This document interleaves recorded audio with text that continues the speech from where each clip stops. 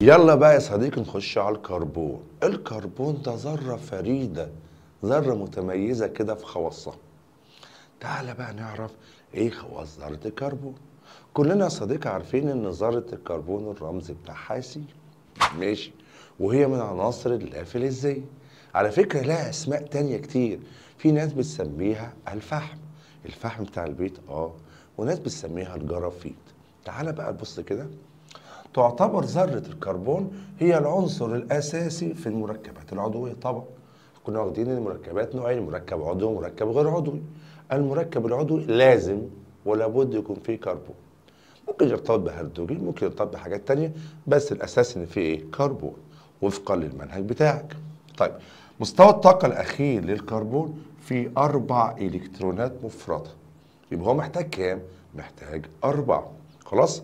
تتميز تتميز ذرات الكربون على قدرتها عن أي ذرة تانية. بقدرتها على إيه؟ إنها ممكن ترتبط مع بعضها في المركبات العضوية على عدة أشكال.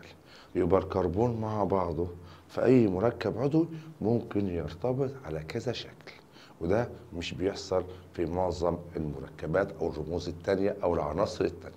ممكن يتكلموا على شكل سلسلة، كربون كربون كربون، ادي سلسلة. وممكن يتكلم على سلسلة متفرعة، طبعا دي سلسلة متصلة. هنا سلسلة ايه؟ متفرعة، طالع منها فروع. طيب هنا عبارة عن ايه؟ عبارة عن حلقات، يبقى في شكل ايه؟ حلقي. يبقى الميزة في ذرة الكربون في المركبات العضوية انها ممكن تكون على شكل تتصل ذرات الكربون مع بعضها على شكل سلسلة متصلة أو سلسلة متفرعة أو حلقات. ماشي يا صديقي كده؟ ودي كانت الخواص الفريدة لذرة الكربون. تعالى بقى نشوفوا الميثان كمثال لمركب عضوي في ذرة كربون. صلى على الرسول. ده يا جماعة جزيء الميثان، وطبعا جزيء مركب يتكون من ذرات مختلفة. طب جزيء الميثان يتكون من ايه؟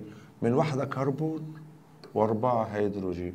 يبقى هو عنصرين كربون وهيدروجين بس 5 ذرات. تعال نقرا ونشوف.